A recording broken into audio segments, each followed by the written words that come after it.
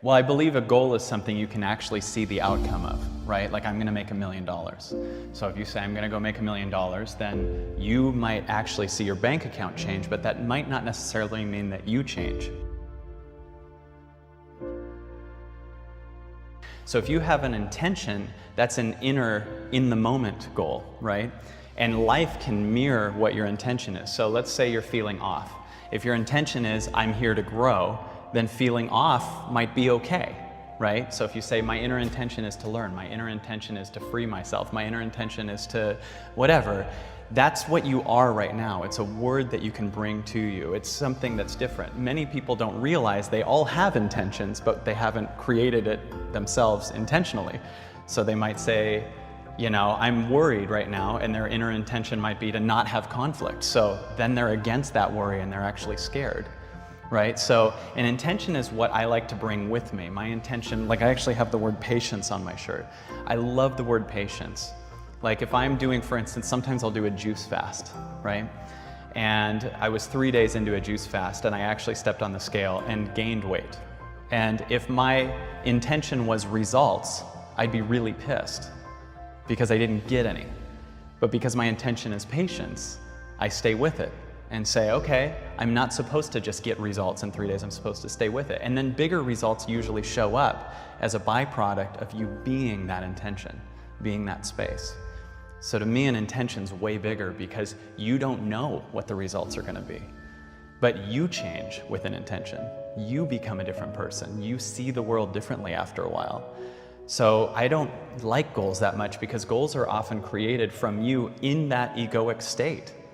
You get what I mean? Like in the state you're in, like everything you're thinking right now, the biggest goal you can see for yourself still brings in your past story. So your past story might think, I'm someone, for instance, just to give a measurable thing, let's say you're someone who makes $20,000 a year and you want to create a goal for next year.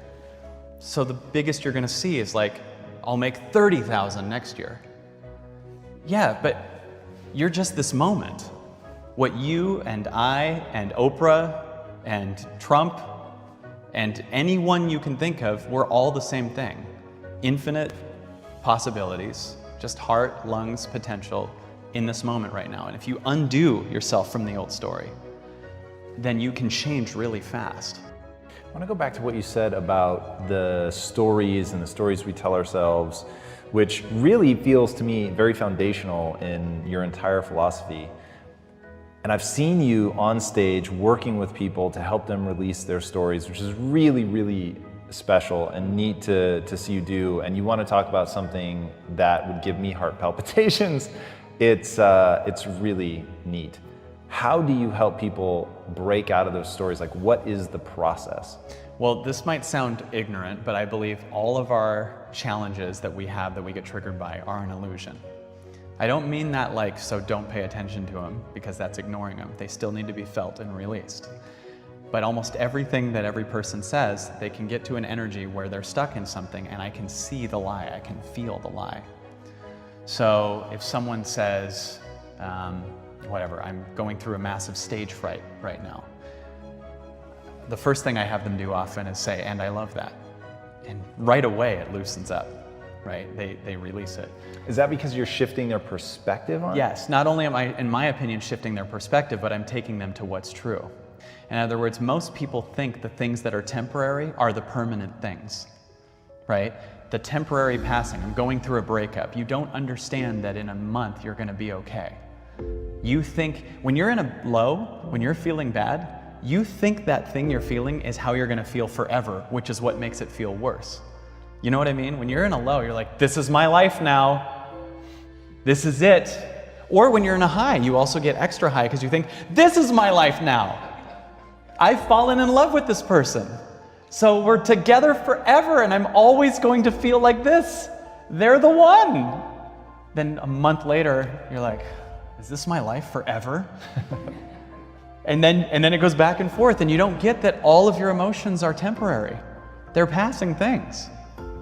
But there is this thing in this moment right now that I feel is permanent. This thing that you can feel, just this silence, this space. I've had so many things that have shown up and left that I once thought were my reality, that it feels like parts of me continue to die. and I allow them to die, right? So most of our pain comes from believing, I believe, that we should keep holding on to these things that are really heavy in our lives. Even in physical examples, like just there's a lot of us that have an attic full of things, right? A lot of those things are things that your past thinks you should have, but they're not necessarily what your heart would want right now, right? Like this is something I inherited, or I should keep this and one day show my kids, right? So to give you an example for me, I had a top Comedy Central special in 2006, and I was cleaning a couple years ago, and I found this huge poster from that. And it was something I'm so proud of, and I was like, should I keep this? And I was like, my mind comes up with a justification for why I should keep that. And I believe when your mind comes up with a justification, that means you don't want it. I don't justify to anybody why I do this for a living. I don't justify who my family is. I don't justify who my best friends are to anybody.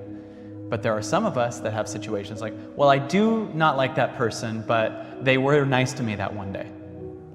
I don't like, yeah, that job sucks, but I will get medical in 6 months, right? You're allowing yourself to lower yourself to your mind understanding why you're ignoring your body.